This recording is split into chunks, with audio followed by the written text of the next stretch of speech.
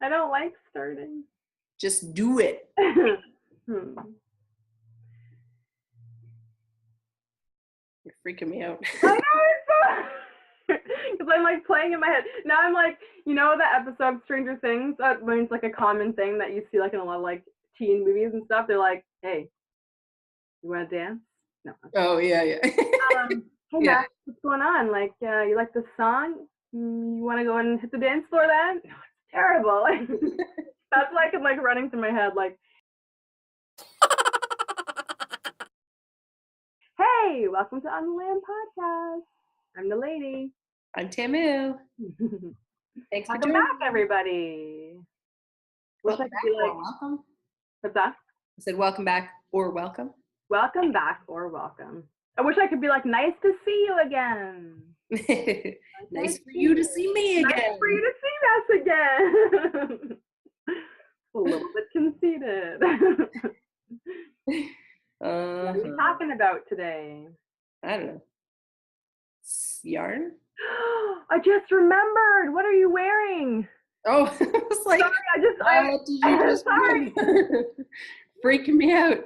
Sorry, I got excited because I forgot. I was excited when you told me that you finished it, and then I looked at your shoulder before because that's like pretty much all I can see of it right now. But it didn't really register what it was. And then thinking about, we're gonna talk about what we're wearing. Yeah. What is it? I'm wearing my abalone. Let's see if I can move back a little bit. Technically, this is no. You've done like booty shake. You've made other, like, you've made that tank and a vest and stuff like that, but this is like your first. Well, and I was just wearing a sweater that got a bit too hot. I had to take it off. This is like your first sweater with like good yarn, right? My second. So, yeah. So it was like the sweater that you were wearing. Maybe you'll wear it another time when it's a little cooler, so you don't roast. I can't remember what that sweater was called, but yeah, there was that sweater in the tank that were tests for boho chic, and they were both like more commercial yarns. And then I did another test for boho chic. I'll probably wear it another day because I really like it. I actually wear it semi-regularly. Oh yeah. The Studio, I think it's called Studio Slub Tee. Love that. It's on my. I definitely have it posted on my Instagram, and it's on. I have a Ravelry page for it. And I did that one out of 2 one-of-a-kind colorways from Madeline Tosh, like just alternated them throughout. So it's really like modeled and yeah. The tealy one? Oh, no, not that one. Oh. It's like a t-shirt. It's just like a t-shirt with like a bit of like a scoop at the back and a little bit. Kind of like brownie, orangey. Yeah, it's like it's got like oranges and purples and like it almost looks to me like crushed flowers, just like really randomly. Yeah. And then there's like, my big cocoon wrap. What's it called? Freebird, I think, cocoon wrap or something like that. But that was also more of a commercial yarn. That wasn't like a hand dyed. Not that there's anything wrong with commercial yarns, but I mean, specifically for that project, because it's a very large cocoon wrap, I was not gonna buy. Like, I know the name, but I can't picture that one. The one I think you were just mentioning, it's like a darker teal. Oh, that's what that's called. Yeah. Something else. It was like, you just brought it up. Yeah, that one's a commercial yarn because it was like. It is?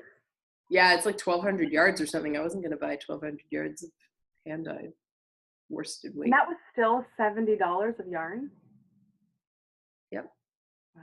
Which is actually not bad because for that, so that wool that I bought or yarn that I bought is. So I don't think it's bad. I just didn't realize. I can't remember what the brand is called now, but it's like the wool is recycled and then it had, I don't know, whatever other ingredients, but the wool is recycled. So it's actually like a nice, like quality yarn, nice quality for a commercial yarn, but they're only $7 a ball. And I think I didn't actually use all of what I bought. I think I bought all 10 that they had because yardage wise, I was pretty sure I was going to need it. And I think I used 9 out of 10. So it's not too bad considering the size of that wrap and that I know that it's like,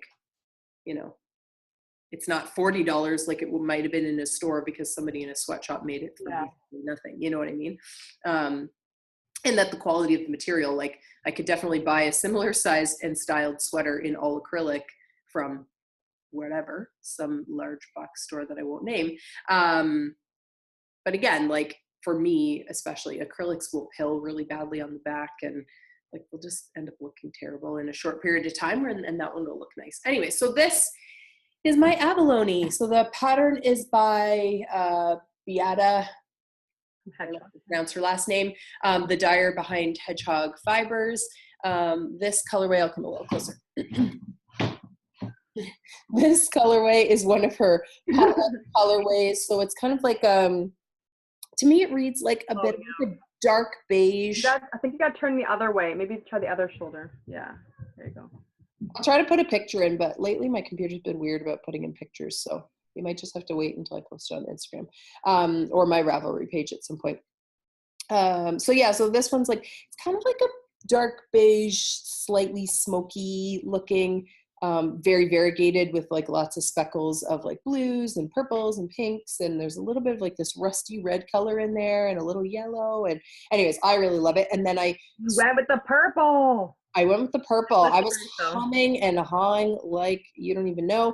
And then I was like, no, purple's the way to go. It was all I could picture in my head. And I felt like if I went white, like went with the pesto, the whiter color, it was going to just look like glowy there.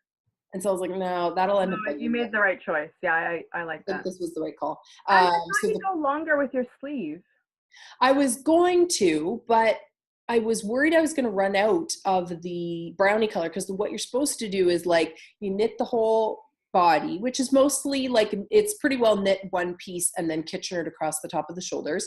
And then you pick up, I think it was second, you pick up for the collar. No, you pick up for the sleeve and you do the sleeves, and then you pick up for the collar, and you have to do like the I-cord bind off. And I was pretty sure I wanted the I-cord bind off to be the main color rather than in the purple. And so it was like funny because every time I would knit, so I striped together. The purple color is called Birthday Cake, also by Hedgehog Fibers. And I think I said worsted, but their line is called Merino Aran. So it's supposed to be slightly heavier, I guess, than a worsted. It reads like a regular worsted to me.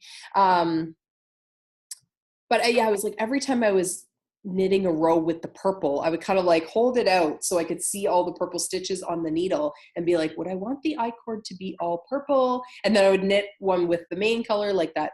This one was a potluck colorway, so it doesn't really have a name, but I would knit one row with that. And I was like, do I want it to be all this color? And I, kept going back and forth, but I was like, no, I want it to be in the brown. But I was worried that if I knit too long on the sleeve with the brown, I wouldn't have enough to do the I-cord, because this I-cord goes all the way around the whole hem and everything. So in retrospect, I did have like a little bit of a nugget left. So I'm contemplating whether or not I go and do a little sweater surgery and like pick this back out. I did do decreases on the sleeve after you were like, you need decreases on that sleeve. But I read somebody else's project page, and they had made like a full sleeve, like an all the way down sleeve. And they had said they had done decreases like every 8 rounds. And so I was like, I think I'm going to go with a little bit of decrease. And I'm glad I did, because apparently this I-cord bind off was really, really tight.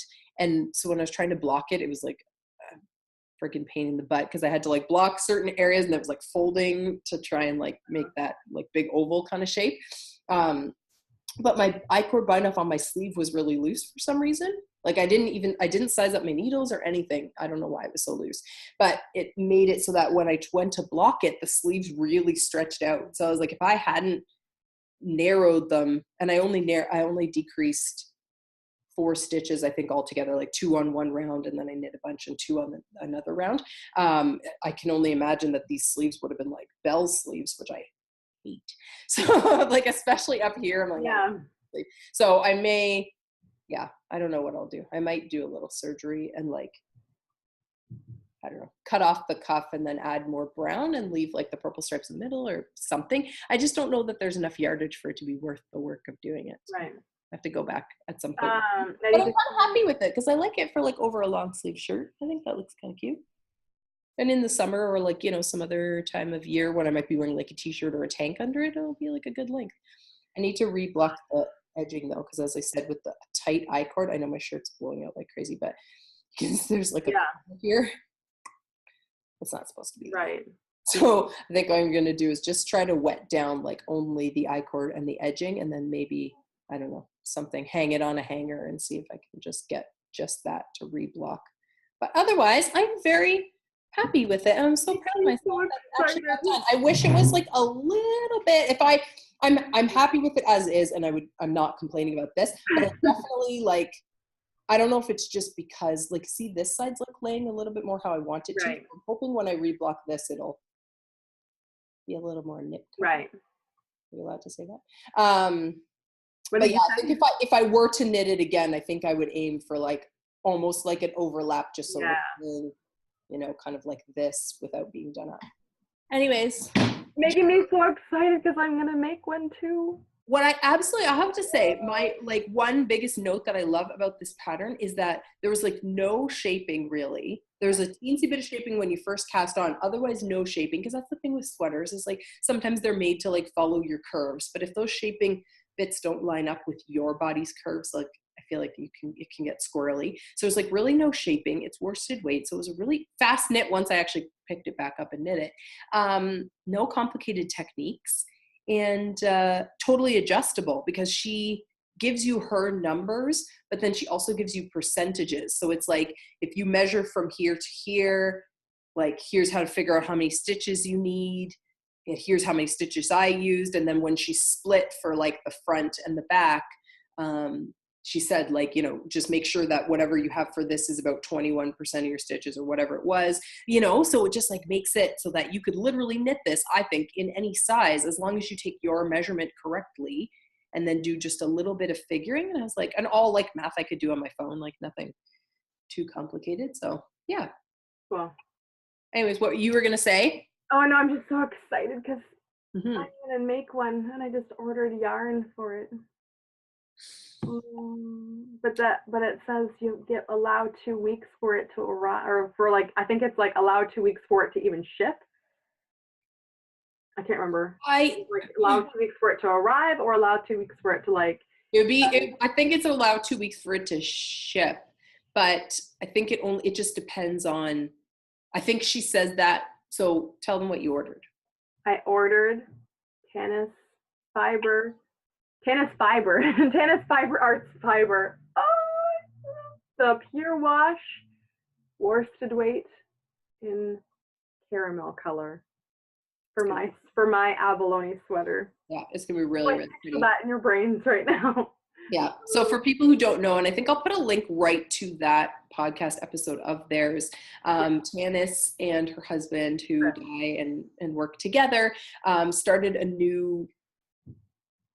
added a new yarn line to their collection that is a super wash, but it is a environmentally friendly process. So it's really, really lovely to work with, and I'll show you some when we get to whips.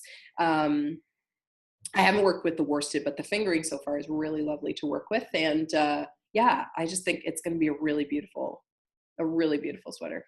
I can't wait. That was their first episode. I think that episode that they're talking about the journey to getting to their pure wash was the first ever Yarny podcast I ever watched. Mm-hmm. You like talked about them. I'm in love with them.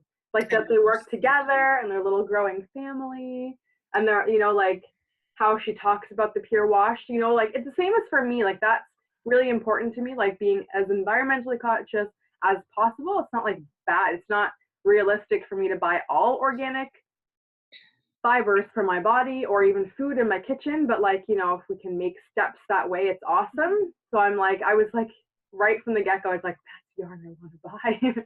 And that's my first like good quality yarn purchase. And they're Canadian. Oh, just like all of it. Yeah. And her husband is knitting himself a sweater. I was like, and now I love him even.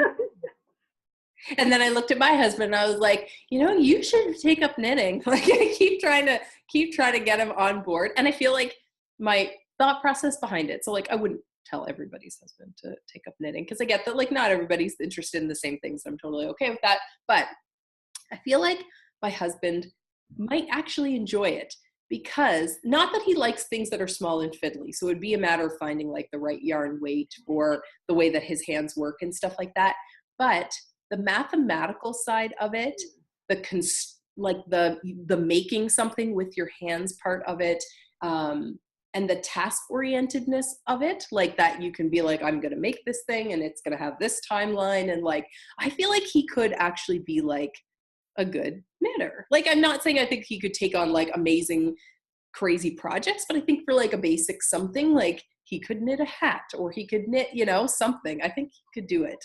But two reasons why I think he probably would be great like for designing or something, but I know there's like an aspect of actually like creating the thing that you design and like having to work it out and stuff, but I don't think he has the patience. But that's the thing is like, I don't consider myself to be, I mean, I'm more patient than I ever have been, but I don't consider myself to be an overly patient person. But it's like, when he's at work, when he's in an element and focused on a task, like sometimes that impatience or that, you know, desire to get it done or figure something out is what drives you forward, right? Like if you're, sometimes it's like if you're too patient, then you're like more, maybe, I don't know, you don't feel that fire to like, this has to be done, this has to get figured out. Whereas like, I feel like that could be asset for him. I don't know. Also, I don't. And I would say he has crocheted. Like what?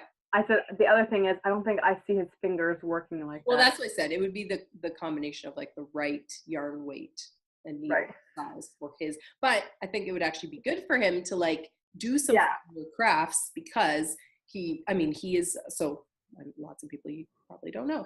My husband's a civil engineer and his whole career has been in site servicing and earthworks. I'm the good wife and I learned that. So all underground construction really. So like laying pipe and I don't know, grading and graveling and I don't know, stuff like that. So he's just not really a fine arts kind of person. But I have gotten him to crochet before and he picked it up surprisingly quickly. Did he? Yes. But I think crochet would probably be better for him because it's just like a, you know, like it's not as fiddly maybe as knitting could be. Anyways, I just really want him to try because I just, in my head, I feel like this is something, but I think obviously the more I push, the more he's like, oh yeah. Anyway, so I really want to show him, I think Tanis's husband's name's Chris. Yeah. Just want to like try to like subtly plant images of Chris knitting into his world and be like, look what this manly man is doing. Knitting a colorwork sweater. Yeah, and I know even doing this color work. Mind you, I don't really know a lot about like Chris and his yarn journey. Like I guess that he used to be a cook, so that's why the dyeing works well for him. But I didn't know that he ever knitted before. And to see him like, I thought like in my mind, I'm like, that's your first project? Yeah. I don't think that's his first project. Probably not, obviously not. And I think they've talked about this on their little podcast before. I don't think that he knit before he and Tanis were together. Like, I think that was something that obviously evolved during their relationship. But anyway, yeah, that's what I was doing. I was like, again, all of these tangents and like try to get the podcast down to like a reasonable amount of time. And I'm like, where specifically should I cut this conversation short? It's not like anything we're saying is bad, but it just like, you know, like we went from what I'm wearing to Chris's knits. Because I'm gonna make that sweater in. Oh, I thought you were saying like, how did we get there? No, it's like a totally sensical evolution, but at the same time, it's like if we're trying to stick to like the just what we're wearing, it's like the snowball effect, you know. Anyways, what are you wearing? What are we gonna call it now? Really happy about it. What? Oh, because really happy about it. A little bit because of what we just discovered when I was putting it on at the start. Just this freaking thing. It was like last week I told it that I was its master and it was like F-U-B. Yeah. You don't know me. This is my, what are we calling it now? Funky candy corn? Funky candy corn. Originally the work-on shawl. I finished it because I had the needles and I finished it because been having some like frustrations with other projects that I'm working on. My other whips have been pissing me off. And I was like, well, let's just finish this guy then. And you can see it. There it is. The whole, I don't even understand. I've like stared at this thing so much. And it was when I'm putting it on this morning. And I just bound off last night. I don't know where this came from. Yeah. I know. Just don't worry about it. Put it back in the bag, and when I get to it is like, yeah, it's like pulling over here. Yeah. So I don't know if it's just, I don't think it's just, oh, sorry. No, it's okay. Yeah, it's some weirdness going on. Yeah, something looks like it's twisted or wrapped around funny there or something, but it's really hard for me to see it on the computer. So yeah. When we're together, I'll take a look. And worst case scenario, if it needs to be fixed, I will fix it so that you can be done with it. Because I don't. But it's like a little bit like, that's just part of my personality is to fix things. So, you know, to let it go and for you to rescue me. That's like how it always was. With like our Barbies and stuff, I'd give them afros and then I'd give it to you and you would like smooth the hair back out. And then I usually would want it back. But yeah, that's like the trend. I mess things up and then you fix them. Not all the time though. And some things it's like, again, like sometimes like we talked about before, that's like, sometimes you just need to be done with something. Like, you know, like if you have those feelings of doneness with a project, then trying to force yourself to push through to the end sometimes is when those mistakes happen more. Like I will notice like because I'm rushing and I'm not being as careful and I don't feel as emotionally invested in what I'm doing. I just don't care enough to pay attention. And then I go back to try and fix those things and I make them worse or whatever, or I make a mistake in another spot and it's like even more frustrating, right? I need to block this thing. I can't. It's so stiff. Actually, I think we just have a bad relationship. It's like, I don't want you to wear me. It's like trying to force a cat to snuggle with you when they don't want to. They're like, oh man. Well, there was one other thing I was going to say about this. I'm going to try and remember next time too. Oh my gosh, it was like, just so, it used to be like, I'm going to only monogamously knit one project at a time. Now I get, that's one thing is like one of the reasons why to have multiple projects on the go. Actually, it was the stocking I was working on that I was like literally in one night work on the stocking a little bit, like get frustrated about something and like go work on the vanilla sock for a little bit in the same day. Yeah. Anyway, so I've got whips, multiples now on purpose. Yeah. Anyhow, this is my FO, and I've used all the yarn because we talked about the spit splicing last. Oh yeah. I was like, what am I looking at? Because it's so dark. It just looks like a black rectangle. And I'm like, I don't know what that is. Basically what it is a black rectangle. And cool, I follow the Stockmatician. My nails. Ada gave me a manicure. Just kind of yours started out looking good. I hope Ada never sees this, but she like painting is just like this.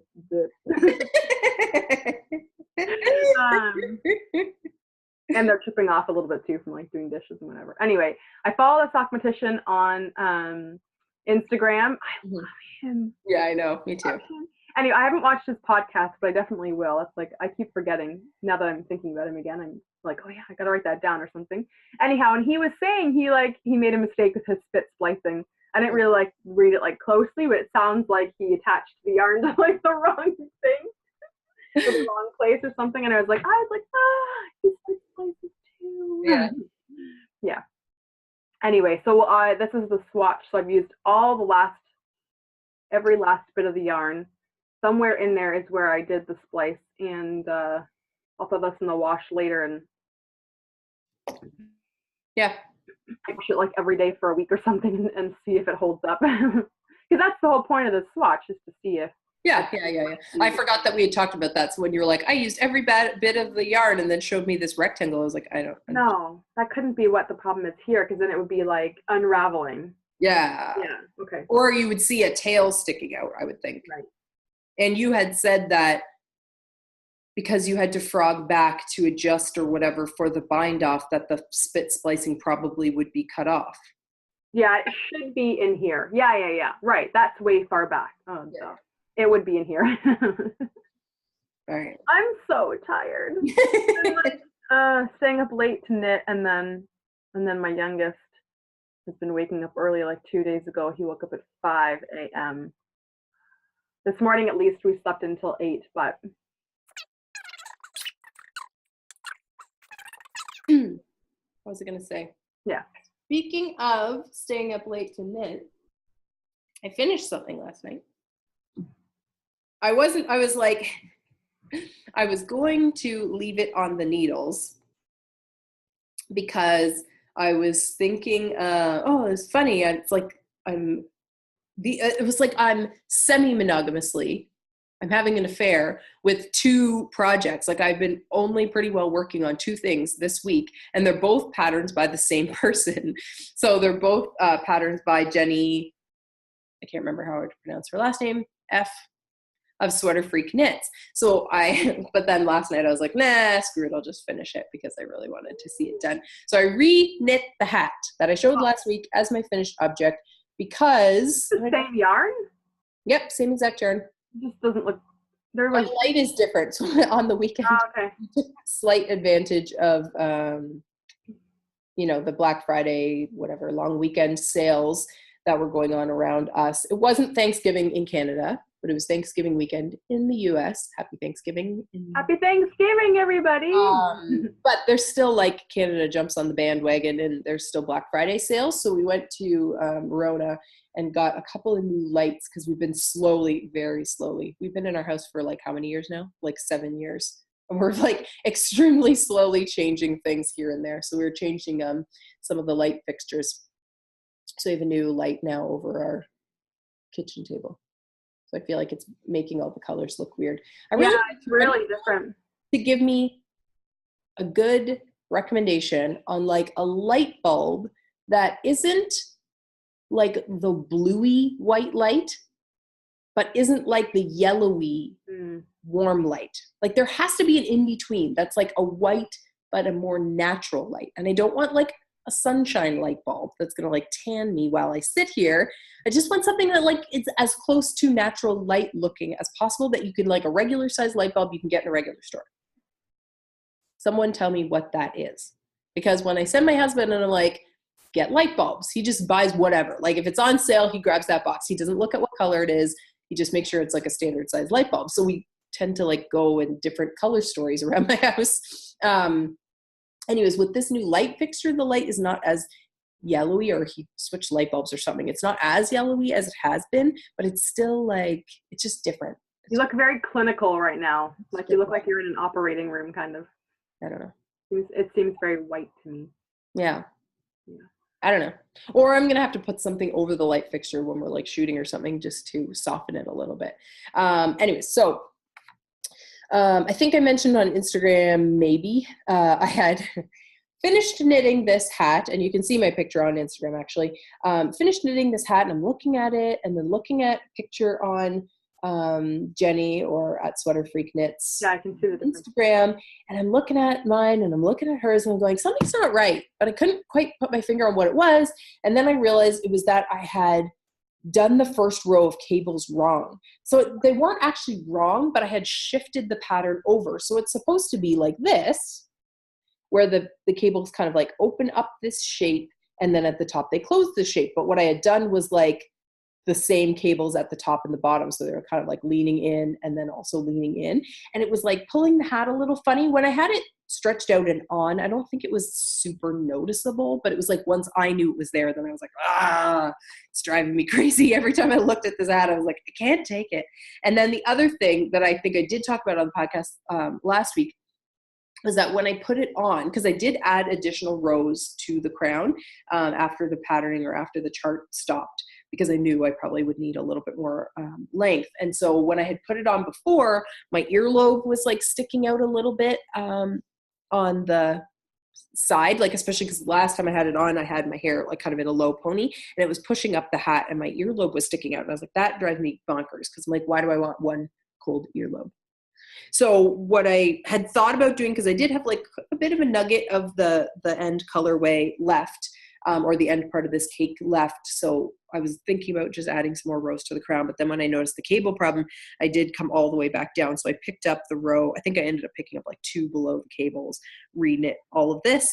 And then I added additional rows to the crown. So I will, rather than talking about it here, I'll put the notes in my Ravelry page. I'll readjust it to add my modifications. But I am very happy with it. And funny thing is, I think now that the cables are the way that they should be, either my tension was different this time, or that actually, hold on one sec. Sorry, I just got a note that my internet connection was unstable, so I don't know if that interrupted the recording.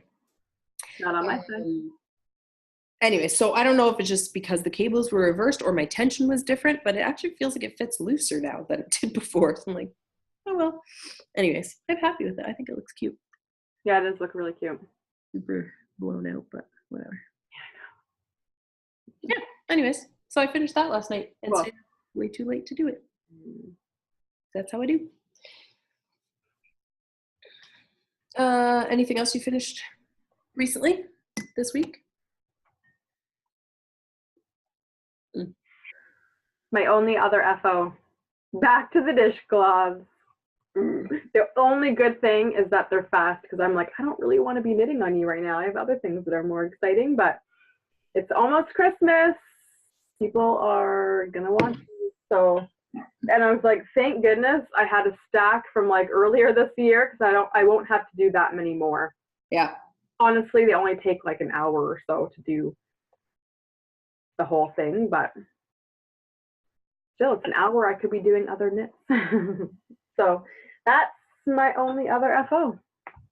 That's a funny thing, like when you told me on the phone or whatever about going back to knitting dishcloths, and before I got you knitting all these other things, I think before whatever the first thing I got you to like sample for me or test for me or whatever, you were like, oh, I really enjoy knitting the dishcloths. It's quite relaxing. And then you're like, I don't want to go back to the dishcloths. That's how I felt. Like when the most exciting thing you know how to knit is a dishcloth, then it's like, it's fine. But then when you move on to other things, it's like, oh gosh. Before it was just like, I mean, when I was working full time as a nurse and had, at the time I would have only had 2 children. And even when we were like starting the unschooling journey, I was like, I didn't need any more. So it was like, I like to do something. I like busy work. I like tasks, but I didn't need anything more exciting than that. Yeah, that was enough. Yeah. I mean, even for like Christmas, like I've got the stockings to work on. Mm-hmm. I knew I at some point I wanted to finish this. Jason wants me to knit him all the socks. I think it's cute that he wants you to knit him socks. Yeah, no, it's very sweet. And he really wants a hat, but it's like, he's like, hey, you starting something else? Where's my hat? Now I've just bought him, actually the reason I went on Tana's Fiber Arts website was to get him some good yarn for a hat, because there was yarn, I'll show you, that I was going to use for him. Tim and I have another plan for the future.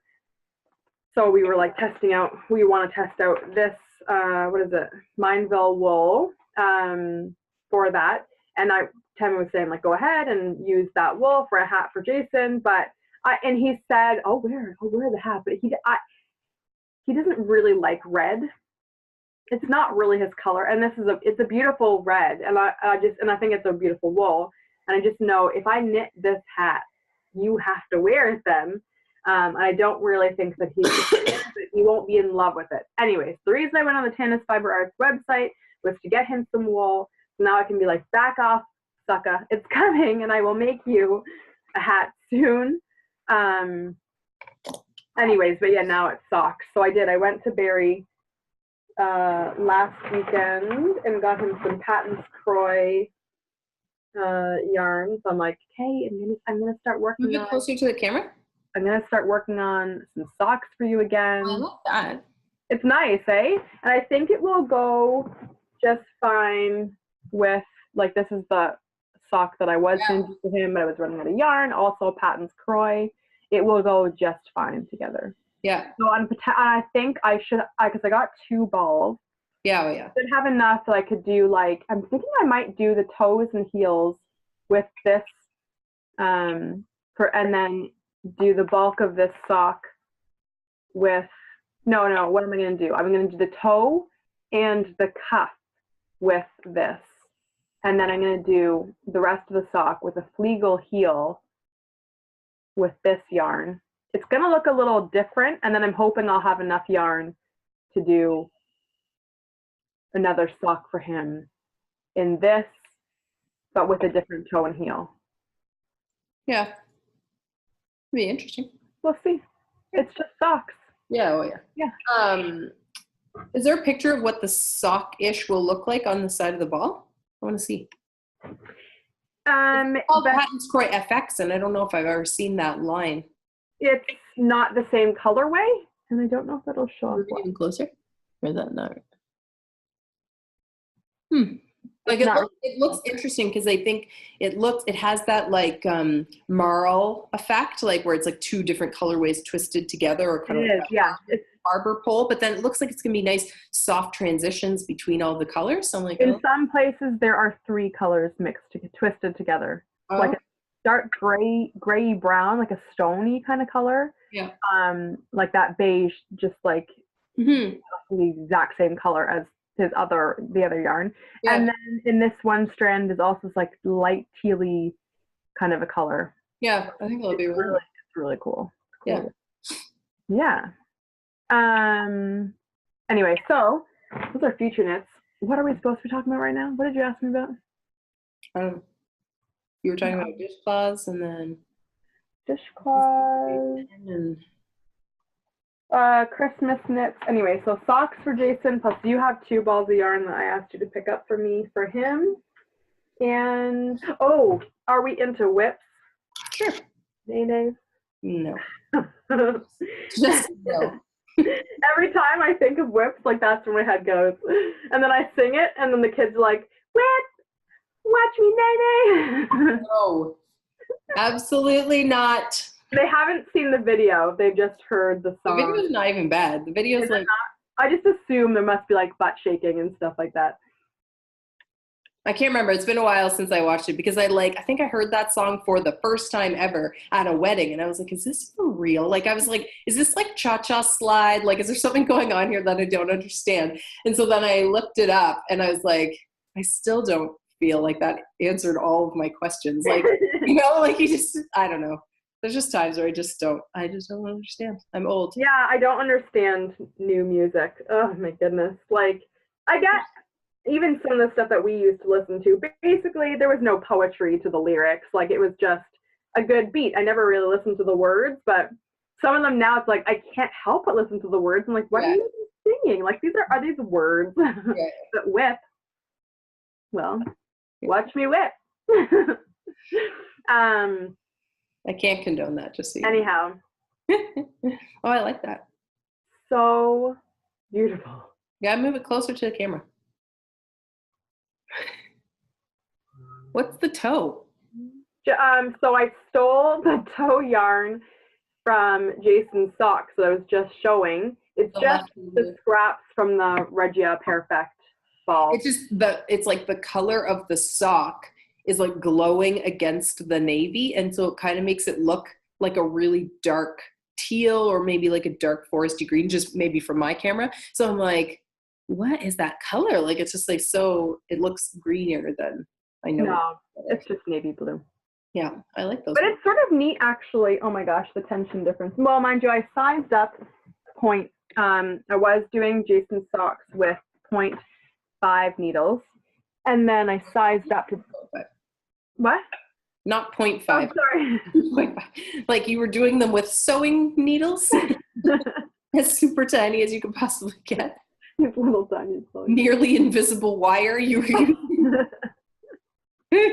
No, that's not correct. I was doing it with 2.5, and then I've sized up to 2.75, and it does look so different, like 2 different yarns. It's just crazy. You and I were talking about this the other day. It's like, but you did make up a good point that it's like, it's adding height and width and space between each stitch. So of course it's going to look really different, right? But I just can't believe it. So it's not showing up that well on here, but you have to. Well, you can kind of see it.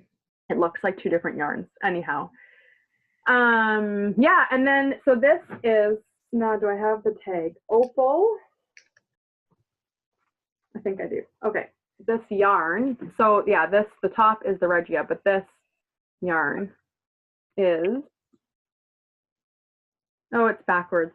No, it's not. Not for my view. I'll have to see for editing, but I think it's fine. For me, it's a mirror image. Okay.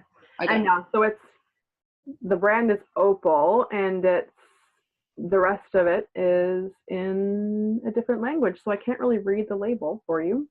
It's 75% something. Sherwool, I'm assuming wool, and 25% polyamide. What, I've seen that in English as well. I think it's pronounced polyamide or polyamide. Okay. What is that?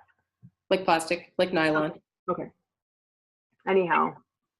There's no English down. Sometimes what I've noticed on certain balls is like the first 2 or 3 are not English, but then maybe down it's actually in English.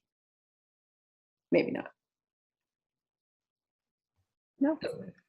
Either way, most people, like lots of people know Opal. Opal is another like commercial sock yarn in the higher end range maybe than say the Patons, but. Oh yeah, here it goes. So 75%, it still says 75% Sherwool super wash.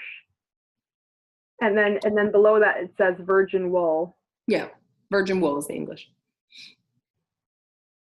Is it? Yeah. Well, you said below it says the whatever Sherwool again. Well, because it still says that word 75% Sherwool superwash. So it's kind of neat. It doesn't say 75% wool. It says Sherwool superwash. Yeah. Anyhow, so it looks like this in the ball. Yeah. I assumed what it was going to look like. I didn't think there would be this much like variation in how, in like the striping that came out. When I first started knitting it too, I was like, just sort of happened that this is the first section, obviously. And I was like, a lot of teal. But I thought the lighting that I was sitting in, I thought it was all one color, like the same color of teal. Now I can see it's like a darker teal, a minty teal. And then these like cool waves or something. Yeah.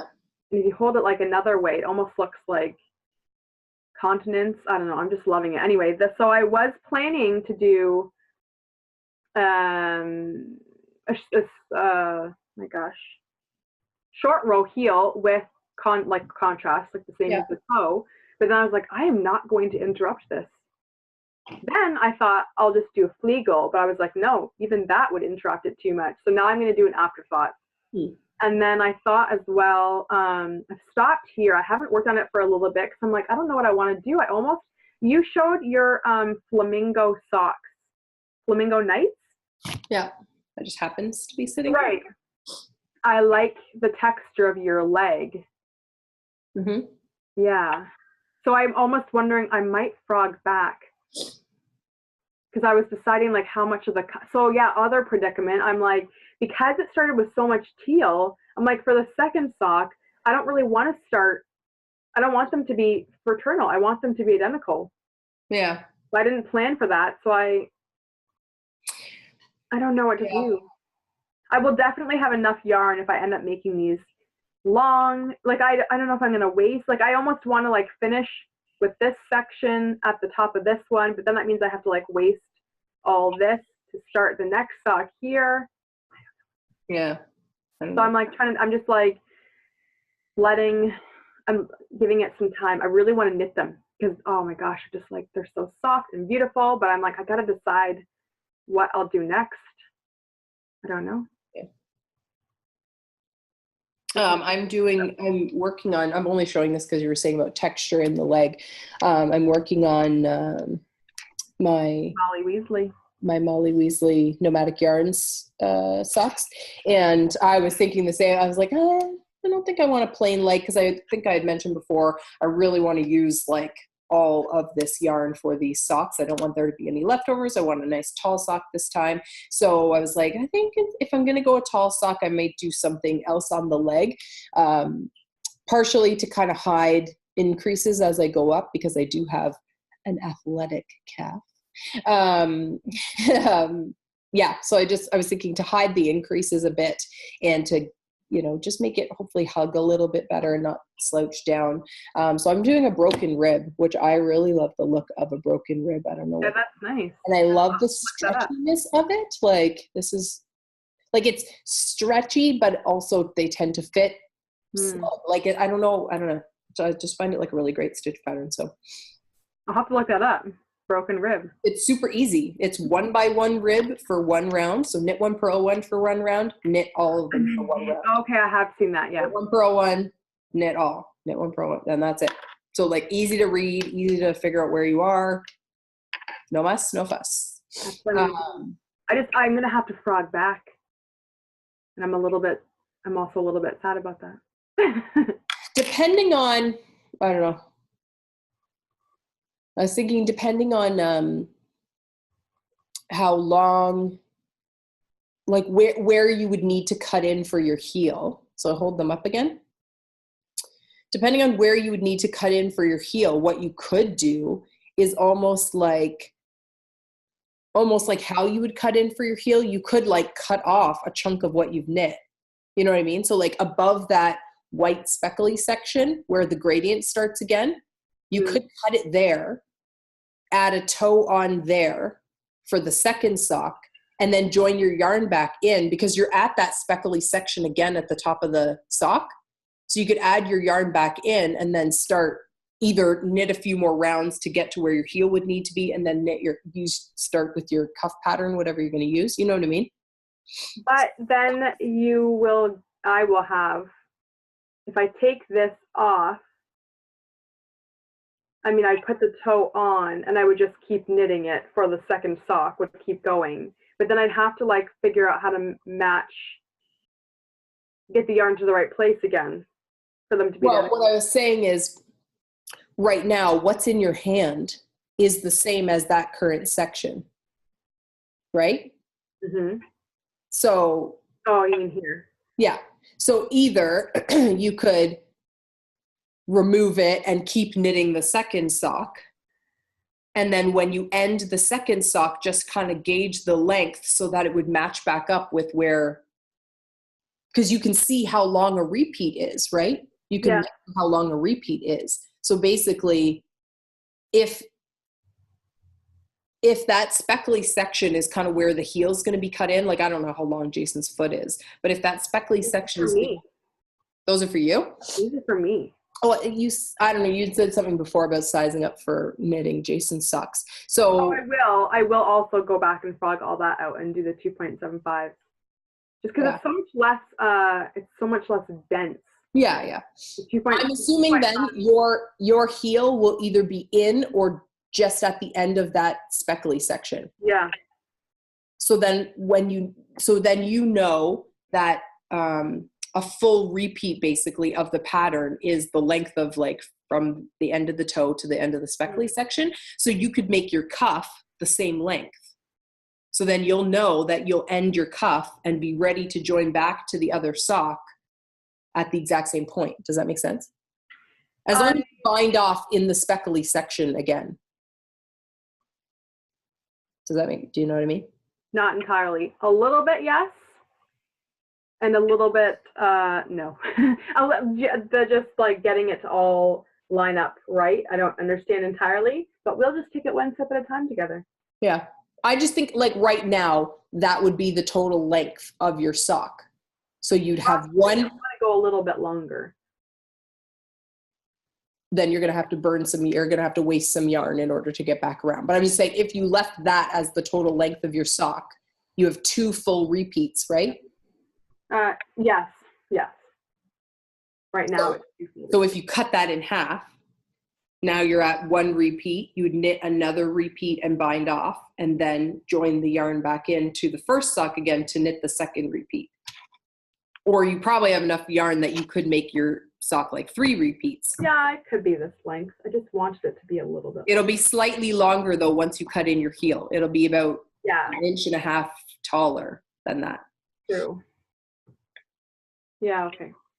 You have way more than enough yarn, so you could totally go 1 more repeat. That's the thing, I don't want that much length. Yeah. I'm just thinking if you go in full repeats, then you won't have to waste any yarn. Right. But at least you use the repeats as your marker for like where to cut the yarn. You don't have to like measure or math it. You know what I mean? You just use the stripes as your guide. Let the stripes be your guide. That was beautiful. I don't know what we were watching, but the kids were watching like a Halloween Shrek thing, and it had Pinocchio, and then at some point Jiminy Cricket comes into it, which like Jiminy Cricket's like never in any of the Shrek things, but he's in this one Halloween special. And for some reason, something that happened, it reminded me of, there's a story my mom used to tell about, I think Pinocchio was the first movie that my dad took me to see in the movie theater. And when I came home from the movie and they asked me, did I like it? My answer was, let your conscience be your guide. And it's like, to this day, I do not like Pinocchio. There are some parts of that movie that I find really terrifying and super inappropriate. But Jiminy Cricket, there's like, it's not even like his character necessarily. There's something about that voice actor's voice that I just find really calming, really soothing. Like, I quite like Jiminy Cricket. So anyways, that was what came to mind. So we'll make that is our motto for knitting with self-striping, self-patterning yarns. Let the stripes be your guide. I feel like a rainbow should come across the screen or something. All right. Excuse me. My only other whip. So I got those socks. I already finished my hat. That was the only other thing I was working on this week. And then I could no longer, so I'm like oscillating between times of like very exclusively only wanting to knit on one or two things, which is generally not my personality. I'm generally always cycling between like maybe 4 to 5 things. I'm like just been like with abalone, like I was like power focused on like abalone and like maybe one other thing. Usually have like a traveling project, but I don't really count that because I will, it'll be something that I only pick up when I'm leaving the house. But yeah, so I'm like finished abalone and then knew I was going to reknit that hat. And I have a few other things kind of dotted around, but I've actually been like doing a good job of kind of whittling down my whips because I know in the new year I really want to knit some like bigger projects, some sweaters and stuff. And I don't want them to be like abalone where I cast them on, knit 5 rows and then leave it in a bag for 6 months. So yeah, so I'm trying to like whittle down my whips and also get some design stuff finished. But so it's like one day I'm like, okay, I'm going to just power and knit on that one thing. And then the next day I'm like, starting to feel that cast on itis like creeping up where I'm just like, I'm on Ravelry trolling and like in my Ravelry library and like going in my stash and pulling out yarns. And yeah, there was a couple of days where I don't know, I was on like a weird, like I want to knit holiday themed things.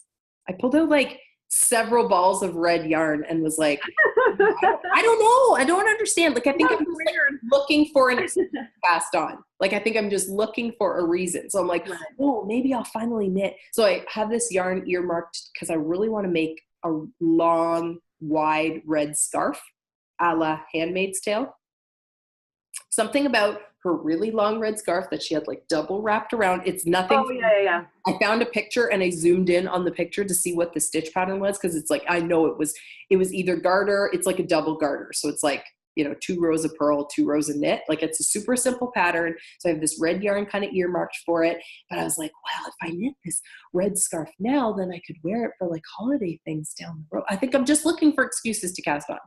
Anyways, so I finally gave in and was like, nope, I'm going to cast this thing on because we were talking about Tanis Fiber Arts and I knew I had this yarn set aside and this pattern that I had favorited for a while but hadn't actually purchased. And I was like, screw it, I'm just going to do it because I know I'm going to love it. And I'm really glad that I did because now it's like all I want to do. So the pattern is called Divergent Series by, again, Sweater Freak Knits. So that's my 2 projects that I've been working on this week is the hat by Jenny and now this cowly shawly thing by Jenny. So I'm like friggin' over the moon about how this is knitting up. Like how stunning is this combination? Anyways. What is the color in there? It's 2 colors striped together. So yeah, no, I can tell that. This one is called Epiphany. I don't think I can get it to not. It's either going to be too dark. I almost think it's red and green. It's not. It's like purples that are muddled. Like I would guess that it's purples that are slightly muddled or muted by browns. It's definitely blowing out and then it's too dark. So sorry, I don't think I can get a great picture of it, but so it's, yeah, like I would say the predominant colors in this one are purples and like tealy greens and some mossy greens, but the purples and the greens model together and make like a warm browny kind of color. Right. And then there's definitely like brighter pops, you know, where there's like reds and blues and yellows, and it's just really interesting. This is their purple label, so it's an MCN, but it's 70-20-10, so 70% wool, 20% cashmere, and 10% nylon, and it is so flippin' soft, and I just want to pet it and love it and hug it. I want to keep it as my baby. Anyway, so that one is like gorgeous. I bought that from a D-stash. I think it was one of their club colorways. It's definitely not one of their regular colorways. I think the person who was D-stashing told me that, yeah, it was a club colorway, so it was like limited edition, you know, whatever. Whoever bought the club last year would have gotten it. And that's the thing about mystery clubs, is sometimes you get stuff that you're like, you know, for sure you're going to use, and sometimes you get surprised with something that you don't. And then I luck out. And I don't have to participate in the club to get the club colorway. And then the other color was from that Speckle update from Tana's Fiber Arts in their TFA Pure Wash. And this color is called Mona Lisa. And when I looked at it on the computer, I hummed and hawed about it for so long because I was like, I feel like I'm going to like the colors, but I'm just not quite sure because there's something about the gray background. So again, camera blowing it out really bad, but it's like a very light gray with speckles of like a very pale purple that I say would be like in the lavender kind of family, a teensy bit of teal. There's some spots where it's a bit darker, like where the speckles kind of come together a bit more, so it makes like a little dark chunk, but for the most part it's pretty light. But the gray almost has like an overall wash of like a yellowiness, and that's what I was unsure about, that I'm like, how yellow is it going to be in person? Anyway, so when it came, I still wasn't like 100% sold on it, but I knew I didn't hate it. So then I saw this one online and I felt like the two could play nicely together, but I still, like, I didn't have a pattern in mind. And then I remembered that I had this in my Ravelry favorites, and I was like, oh yeah, okay, this is what it's going to be. And I wasn't sure when I was going to cast on, but then yeah, cast on, I just got the better of me. So it's like starts as a triangle, then you split it and knit like two long sides, and it's like really wide on one side. I think it's like 24 inches or something on one side and like 15 inches on the other side. When I first cast on, I thought this was going to be the long side, and I was like, this doesn't seem as deep as what I thought it would be. And then I re-looked at the diagram, and it's like the other side's the long side. So you can wear it like a really long cowl. You can, what I love is like you can double wrap it, so like twist it and then loop the shorter side back over. Finally. So it kind of looks like a shawl but stays on like a cowl. And I'm like, yes, that's what I love.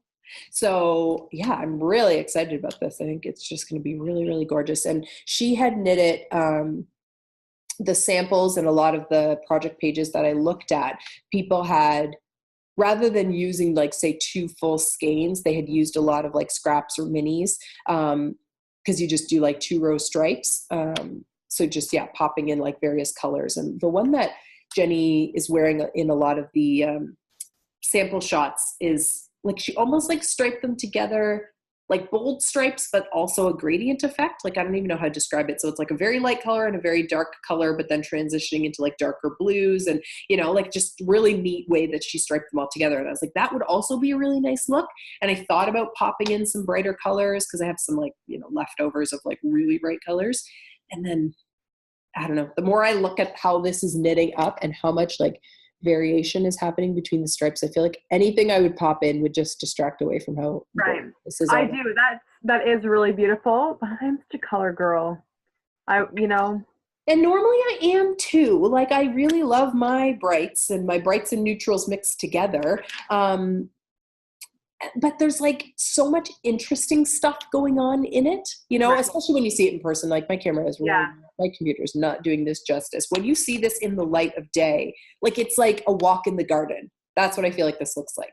Because there's just like some earthy tones and some florally pops and like some neutralness, but not boring. And I'm like, this is like the piece that you like can throw on quick and it's always going to look beautiful. But you could totally dress it up. Like, I think that these colorways are going to be the kind that you could dress it up like any other neutral, you know, like there's times when we go to a wedding or something like that and I'm wearing a black dress and then all I bring is like a plain beige store-bought sweater. Like this I could throw on instead and it's going to look a little bit more elevated, a little bit more beautiful than my plain beige sweater, you know? Anyways, yeah, I'm quite happy with it. And I think it's really important to have some of those neutrals in your wardrobe because I tend to like, I either go like totally black and white or hyper on the color. And I rarely have anything that sort of falls like in between. And I feel like this will be like that in between piece. I'm going to keep going as I get closer to the opposite end, the wider end. If it's starting to look a little like that's a lot of the same two colors, I may, when I come back to do the second side, pop in a stripe or two just on that side so that it's, as I wrap it around, I could hide it if I wanted to hide it and I could show it if I wanted to. Right. That makes sense. Again, I thought this was the big side and I definitely knew I didn't really want, because I think like the big side, you know, when you see people's pictures, they kind of have it like it comes down quite far on your shoulder or like really covers your chest. And I just didn't want to like the color I was thinking about putting in is Madeline Tosh's Neon Peach. And it's like very bright, like eyeball really bright. I don't think I would like that in there. I don't know. I got to look at it together, but yeah, I just knew that like I don't want that to be the most predominant thing that you see, especially if I'm going to potentially wear it to like some dressier event. But yeah, I'm really, really excited about it. Because you said that you were like thinking about Christmas knits and the Handmaid's Tale shawl, wrap, whatever, scarf. And then I saw that and it's reading to me like a snowy gray. And the other striping is looking like red and green. Yeah. Like reading as Christmas to me. Yeah. So I like really liked like, I don't know, like some kind of a red, something in the red family. Like a muddy, not a muddy red, but like a dark red, like a winey red. A winey red or not a gray red. Does that even exist? I suppose like the red that I'm thinking that I'm seeing on there. Like the red you're picturing in your head right now. I will go to the store and I'll look for that. Do you have my sister's brain red? The way that you're saying that, what it's supposed to be like a brown or like purple and brown mixing together. Yeah. On the computer is reading like red. Ish to me, to my eye. So that red put in there. It's probably reading like a burgundy because burgundy maybe brown together. Anyways, we shall see. I probably would go on the brighter end just for my taste, but yeah, I definitely see how you could put in like a solid of something. Yeah. And even like this, like a purpley color. Yeah. Yes.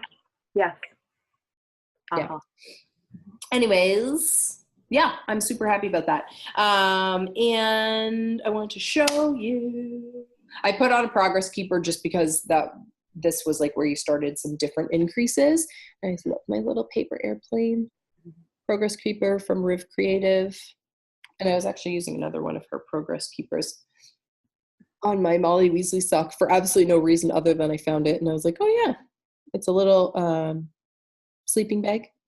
Oh, okay, yeah, I couldn't. She had a camping set of stitch markers. So there was like sleeping bag, a flashlight, a little campfire. I can't remember what there was two more, I think, and I can't think of what they were. Anyways, I just think they're so cute. Riv Creative, I think, is my favorite stitch markers ever. I have a lot of her stitch markers because they're dotted all throughout my house and in every single project bag and Notions pouch. Oh, and Notions pouch. We did a knit. I know. I saw that and I felt a little mad. I didn't buy it. It was a present.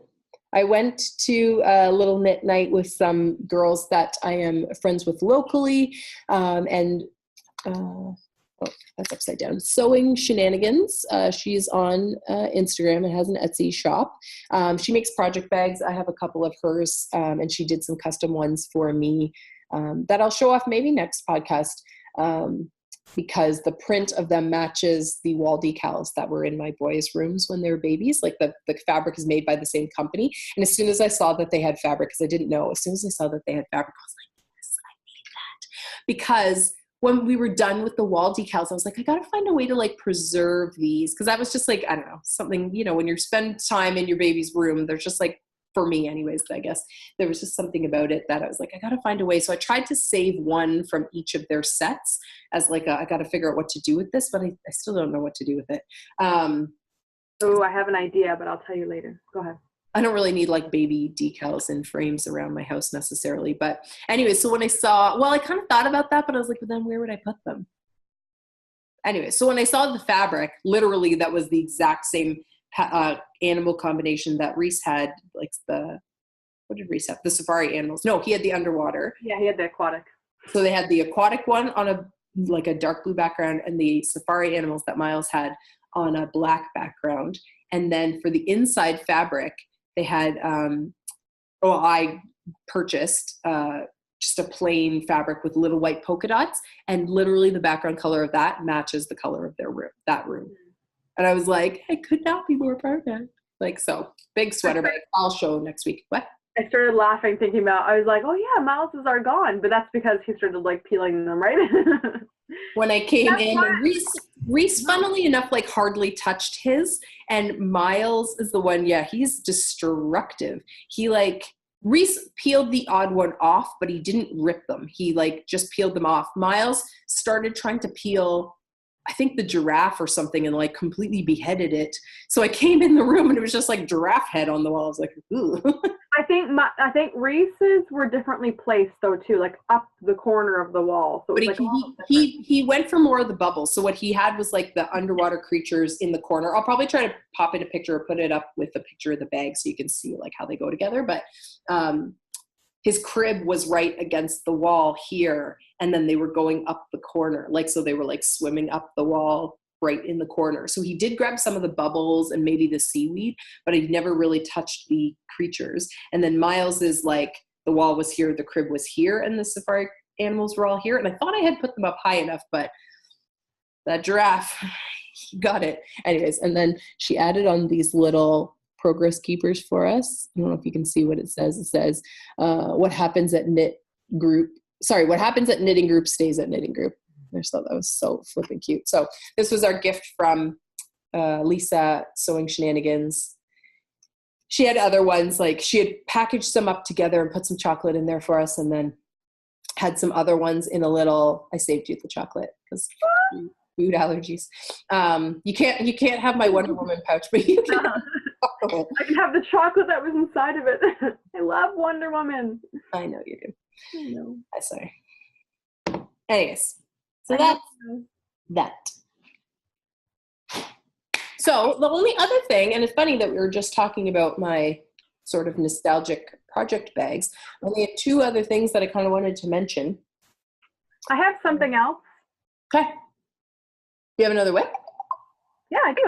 I've got lots of whips. Whip it out. Well, it's kind of a whip and it's in timeout.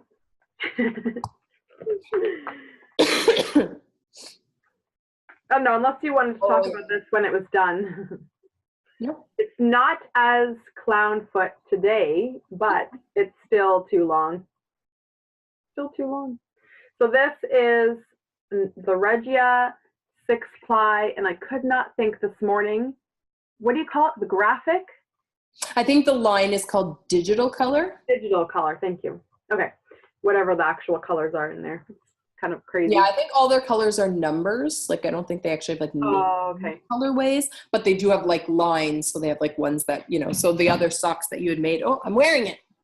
Awkward foot shot. So this is also digital color, just obviously a different colorway. So, stop doing that. So this sock, this sock. I've had issues with all my projects. That's like a theme for me right now. So it's neat too. So mostly when I knit socks, well, the first heel I ever learned was the short row heel. I think that's true. So I mostly knit short row heels. And it's funny because I just like them. They work for me. And I've got a tight tension, so they really work for me. But what I keep hearing when I'm watching Yarny podcasts is people like, I just hate the gappiness at the join or at the, up the side part where you go from your increase to your decrease or whatever. And I was like, I've not experienced that. It's always fun. The ones you're wearing, there's no gapiness. I don't think anyway. There's mine. Anyway, so I think my tension is just slowly getting more relaxed as I'm like getting more comfortable with knitting, because I did up this sock. It was like most of the way up the ankle, tried it on again, and all of a sudden I was like, wow, there's like, you can see my foot through this section. So I was like, well, that's not going to do. So I ripped back a lot and decided, because last week you said you tried the Flegel heel. I thought, I'm going to try the Flegel heel on this. Well, I mean, it solved the problem. There is no gapiness. And as much as I still enjoy doing the short row heel, I've gotten to a place where I can just keep track of numbers in my head, and I can also read the work. So it works just fine for me. This is so easy, the Flegel heel. Oh my gosh. Looks a little bit crazy as you're working on it when you're like doing all the increasing. Like, this is never going to work. Anyhow, my issue is the sizing, because I'm doing this sock for Tamu.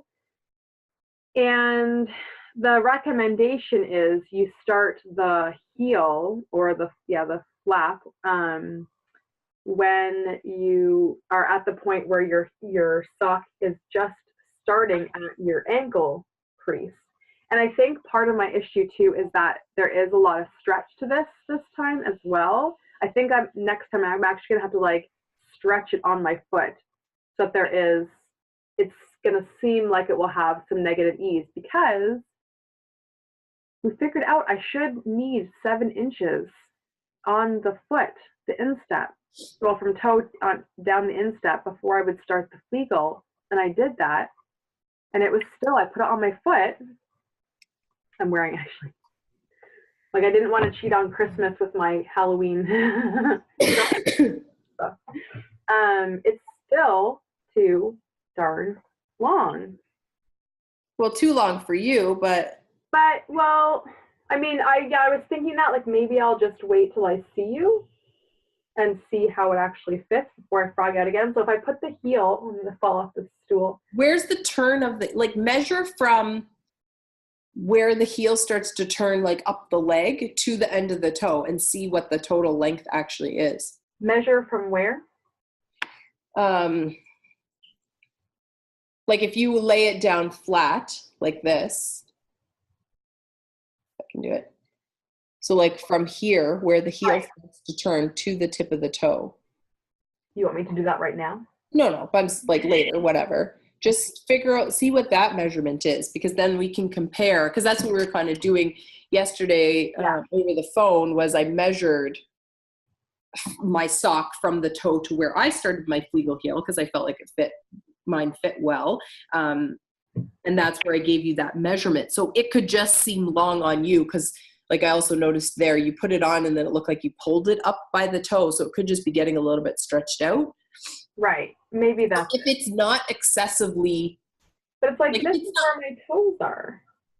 My feet are bigger than yours, but that seems like a lot. Yeah. But I don't know. Just measure it and then see how much longer it is, because like mine fits pretty well, but it could use like a slight amount of length. Like a little extra length wouldn't be that bad. So to see how much extra length you have, and then go from there. Yeah. That's the hard part about knitting socks for other people, is that you either have to very well know, you have to tweak your sock formula for that person. Like same with your socks for Jason, right? You have to tweak it, and then it's so much easier if you have that person there to things on, right? It's just funny because I made those other socks for you, and with the short row heel, it's just a little different. It's more like that. This like, especially with the Flegel, because I've never actually made I've never done the heel flopping gusset, and the Flegel is similar fit, right, to that heel flopping gusset. But I couldn't. It's like really an extra pocket. Whereas like the short row is like just opening up this little triangle. Mm-hmm. Yeah. And I tend to, if anything, with the short row heel, it always feels like maybe like a little bit too tight. Yeah. So I probably was a bit generous, at least the first time that I did. Where did my sock go? Which is what lots of people say, is that like, you know, a short row heel or an afterthought heel, like they're easier or they're quicker and less thought than some of the other heel options. But because they don't create that gusset, that height that you might need to get the sock to go around your instep, they can feel too snug in certain spots or just not fit as well for some feet. So I generally don't have like a huge issue with my short row heels or my afterthought heels, but because I like my socks to fit dead on or slight amount of positive ease, I feel like that's where I like kind of sidestep those problems. If I was going for negative ease, I definitely could see how you would have it be tight across the instep. I always find it neat too when I look at like commercially made socks that I'm like, they seem to use, I don't know, either they're doing short row or afterthought. But people in the yarny world, I'm hearing people say that they feel that the short row or afterthought is not like well constructed heel for a sock. You know, it's like not actually. But if you think about how like a sock like that would be made, like on a knitting machine, like, you know, somebody who has like a circular knitting machine, you're limited to what you can do. Yeah. Yeah. I could be wrong, but I don't think that there's a way to do a flap and gusset on a knitting machine without knitting it, removing it, doing it, and putting it back on, which seems like unnecessarily painful. But I think, and again, I could be totally wrong, I feel like I have heard someone say that you can do a short row heel on a circular knitting machine. Like you can, you know, knit and then. I would believe that, yeah, except for the picking up the wrap. Well, you wouldn't, I don't think. Or you would have to manually like do something. I don't know. So I think like if you look at that commercial sock, I assume it's knit on some sort of like industrial, essentially an industrial sock knitting machine or circular sock machine kind of thing. Right. So then a short row heel would probably be the only way for them to program the machine to do it itself versus a flap and gusset. But there's like other factors to the fact that like the yarn's so thin and the weave of the fabric is different compared to just straight knitting that it makes it way stretchier so they can get away with a short row without it being too tight on your instep. I was just going to add, but this probably won't, who knows, perhaps there's someone else like me, a new knitter that has never done the heel flap and gusset. The first time you're doing a Flegel heel, it's very fun and easy, so try it. But trust the pattern. Because especially if you've never done the heel flap and gusset, when you get to the part and the pattern says to leave 2 stitches unworked in the sock on both sides, when you join back in the round, trust them, because you will end up with, if you do not, like I did the first time I tried it, you'll end up with the extra row when you go back in the round. If you are like me and you don't trust what the pattern says, you turn at your second last stitch, you go back and purl across, and then when you join back in the round again, you will have the gusset hole and then have to frog back, unless you like to have large holes in the side of your sock. So trust the pattern. And it was like, because I'm a short rower, that's what I mostly do. I was like, this isn't going to work.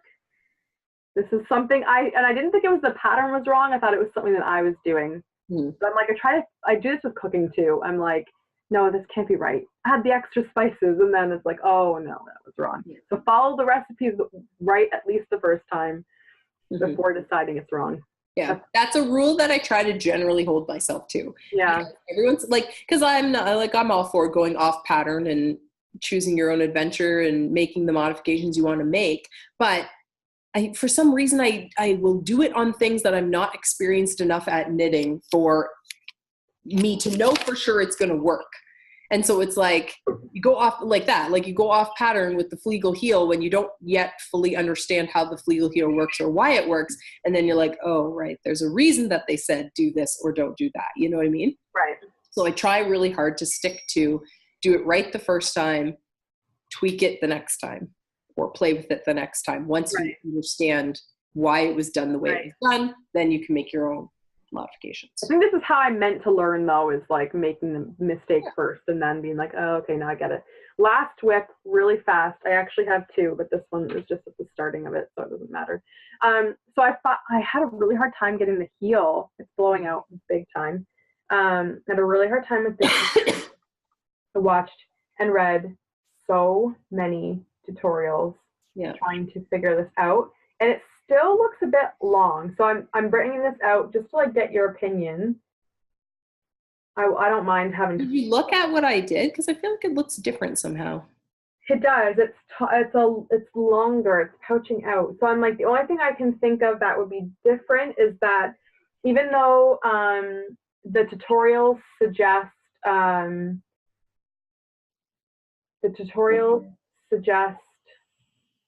like, so whatever you decide is going to be your heel number, you would like divide it in 3 so let's say you put what's a good number, so let's say you have 30 as your heel, like 30 stitches that are going to be part of your heel. You work until you have 10 at the top.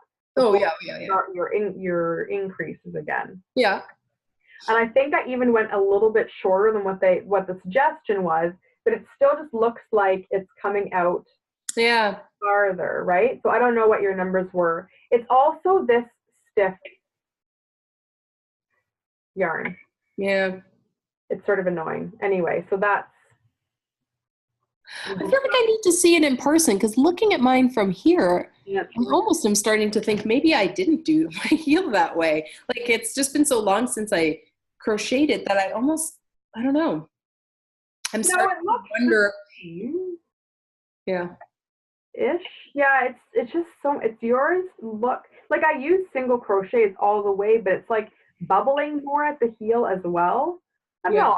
I'll bring them both down then on the 18th weekend, because if I at least get, I don't know, I may just have to like cut things off, and just thinking about between the 18th and the 25th, can I get all these stockings done if I get them on the 18th to show you? I don't know. It's like, it's partly this yarn is softer. So it's just behaving a lot nicer, but it does look the same, like the same kind of feel. You just can't really see it. Yeah, I also may have like sort of finagled the numbers just to get the look that I wanted, because like it's not the same principles as like actually crocheting a sock. If that was a sock, the fact that it bubbles out would be good, because anatomically that is actually generally what the ankle to heel looks like. But because it was a stocking, it's like, you know, if it's laying out flat, you kind of want it to be a little bit more smooth of a line. So I might not have made the heel as wide as you actually would for a sock to prevent. Well, yeah, because they say, I mean, first of all, they say like for an actual sock, you'd go about half. You'd start at about half the stitches. I did well less than that. I actually did it over, I have like 50 stitches total. I did it over 18 stitches, the heel. And then I think at my decrease, because you'd normally go down to a 6 if you divide that by 3. Should just do those numbers. Just like giving my example, it works out perfectly. Go down to a 6. I think I went down to 8 or 11. Now I can't remember. I think it was down to 8, but I was like debating on 10 or 11. So I might go back and do that. Oh, the frogging. Oh, the frogging. Okay, that's it for my whip.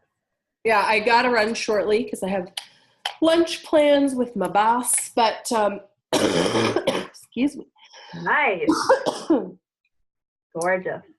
This flipping cough that I just cannot shake, it's driving me nuts. Oh,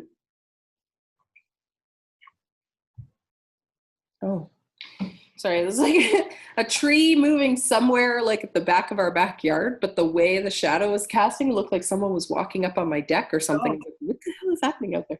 I'm debating what I actually want to show today. Maybe I'll just show this because it's the quickest. So I really wanted to show this yarn. That looks gorgeous. If I, oh I'm so excited. It's called Blue Christmas. Ooh. It is by the Blue Brick on their Manitoula Merino, which is actually an MCN, again 20% cashmere.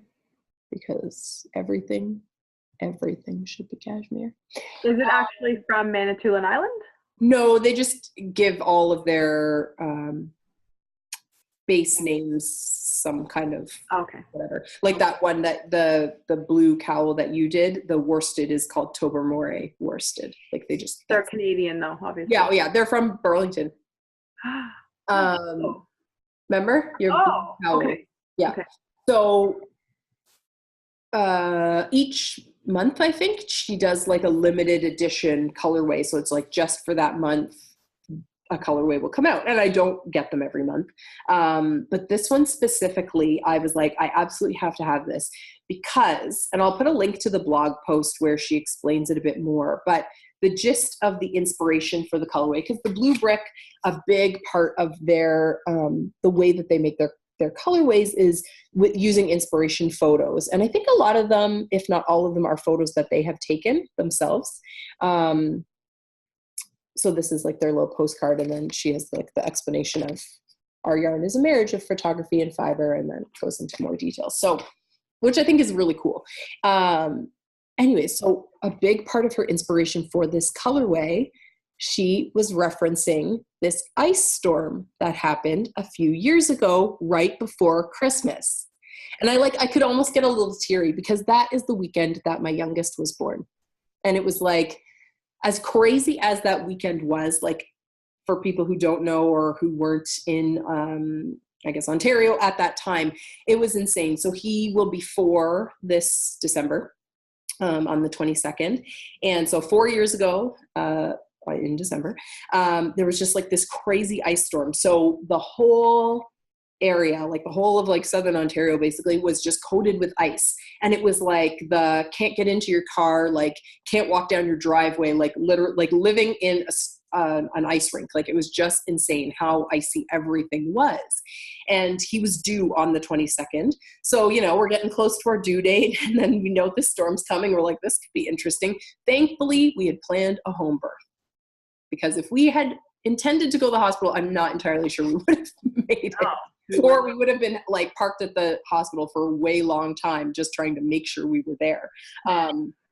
And just like with Reese, like coincidentally, you guys decided, not coincidentally, but I guess trying to be planful, you guys decided to come down early for Christmas to make sure that you could be ahead of the storm, because living in Collingwood, like there's not so many routes out. And if things get really stormy up there, because it was Christmas and it was Miles' due date, or like, you know, a day or whatever before. We got there the day before, I think. We drove in like the starting of the storm. Yeah. Jason, I mean, rightfully so, was so mad at me as we're driving, and it was so stressful. And we had Ada was 2 and Morgan was 7 months old. And I was like, but we're going to miss birth and Christmas if we don't go today. So we have to. Yeah. So yeah, I was like, yeah, you guys made it the day before or the afternoon before. And then, yeah, right on his due date, he arrived, and I won't give you the whole story, but he came very quick.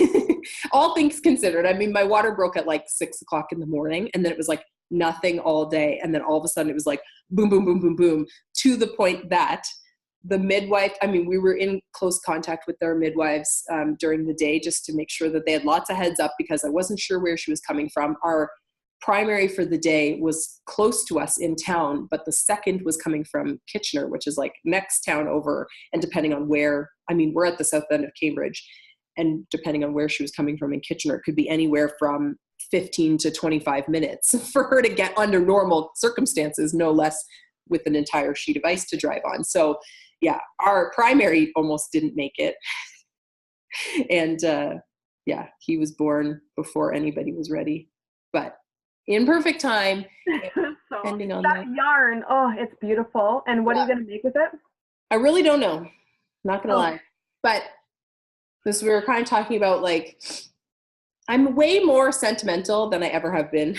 I don't know if it's like having kids does it to you or what, but I just feel like this yarn just feels like so special because it just happens to be inspired by like just a really special time in my life. And, you know, that was our last baby. I don't foresee us having any more. Yeah, So I bought the larger skein option. So it's 150 grams, 500 yards. So I could, because I, again, wasn't sure what I was going to make. So I knew I wanted lots to work with. It's a gradient. So it'll, I believe, go from this like kind of more purpley periwinkle blue section. Again, terrible lighting. I gotta work on that. To like a lighter blue and then into that silvery gray color. So I'm kind of picturing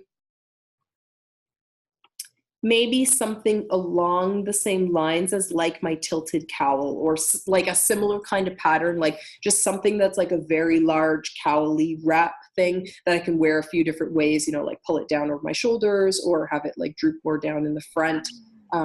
Yeah. Yeah, I can picture it like being not tight up here, but like tighter up here, but it's like kind of like what you made for Jen, but not with the tassels. Yeah, like, yeah, kind of like a bandana cowl-ish, but I definitely want it to be something very pretty, elegant. Like, you know, I just feel like those colorways kind of like speak to that. So something probably that's like maybe a little more like just stockinette at the top and then like lacy at the bottom or something. So I have a couple like pattern ideas. I have a couple things in my Ravelry library that might work, but yeah, I'm very excited about this. I was very happy when it finally arrived. It really, that color for the ice storm, it should have just been like crystally white with like a halo or something. Because when you looked out, it was like crystally white with halo on everything, right? When ice like totally everything. Yeah. I think she posted like her inspiration picture, and I think the blues came from kind of like the sky reflecting off the ice and stuff like that. But either way, it's like not normally colors. Like if I looked at a whole line of somebody's gradients, it's not like I would be like, oh, blue to gray gradient. Like that's not what I would normally go for, but specifically Blue Christmas needed to happen. My mom brain kicked in and I was like, oh, my last baby in yarn. Anyways, I don't want to cut us off, but I do need to go because my lunch date is probably waiting for me. So, oh yes, I will talk to you on another time. The cow starts in 2 days. I know. I got to do an Instagram post about it because I'm slacking on that. It popped in my head a few times and I was like, oh, I should mention it on Instagram. So yeah, a couple of days we're going to cast on our buddy the elf socks, maybe on December 1st if we have time, do like a really quick show up on something, whether it's this or maybe an Instagram live or something like that, just like a couple minutes, be like, yeah, so find something inspired by Buddy the Elf. I also really want to make one of the mini mochi gnome guys that looks like Buddy. Because, you know, because our socks have to be done kind of early and then we'll have time until the end of the month. So we probably can do something else. Anyways, thanks for tuning in. Give us a thumbs up so that other yarny people can find us. If you enjoyed it, they might too. Subscribe and turn on your notifications if you want to know when we're back at the camera talking about, I don't know, yarn and birth experiences, apparently. Yarn and you never know what else. Yarn and who knows. Yeah. Thanks for tuning in. Yarn on, people. Yarn on. Yarn on, Wayne. Yarn on, guys. Bye. Bye.